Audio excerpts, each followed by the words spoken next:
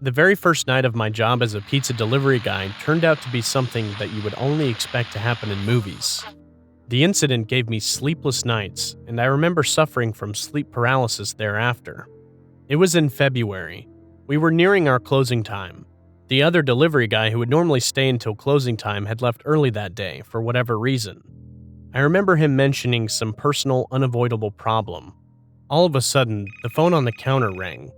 It was past midnight, and we didn't think it was strange for someone to call at this hour for pizza, probably midnight cravings. But then it hit me. I was going to be the one to deliver it. The manager had received the call and gave me the address the caller had mentioned. I looked back at him with a frustrated look and he shrugged. I had no choice.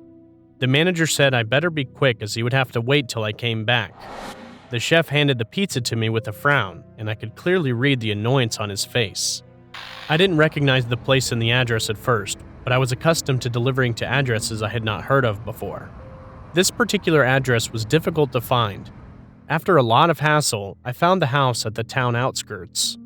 It was the last house in a row of houses opposite a long stretch of thicket.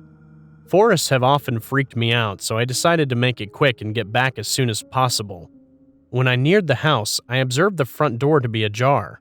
Strange. I rang the doorbell repeatedly, but no one answered.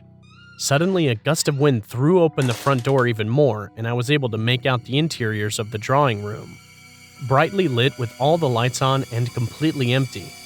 I entered anyway and called out for someone. No sound but a low, pleasant music playing from the cassette player on the cabinet beside me.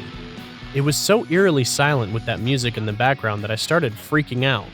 I could hear my own breathing.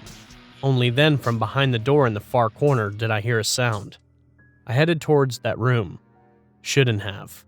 When I opened the door, I was expecting the caller, but I got the nightmare of my life. It was a person, all right, but dead. Almost. The corpse was lying on the bed in a pool of blood. Its abdomen was tore open, and the eyes directly looking at me. I wanted to throw up. In a split second, I was out of the house, not caring about who it was, or who did that, or the cold pizza in the box. I ran for my life, just before pausing in horror at a face staring from behind the door of the same room where I had just been. It was a man, showing only his head from behind the door, with a sickening smile on its face. I had been in the same room with that man for a minute or so. This was enough for me. I stepped on the gas and sped to my shop, throwing the pizza at my clueless manager, and from there to my home, where I laid for 4 days with a high fever. I quit my job thereafter. But what struck me afterwards was that no other houses except that cursed home had their lights on. It was like all of them were abandoned. I shrugged off that feeling at the time, but now as I come to think of that, I shudder.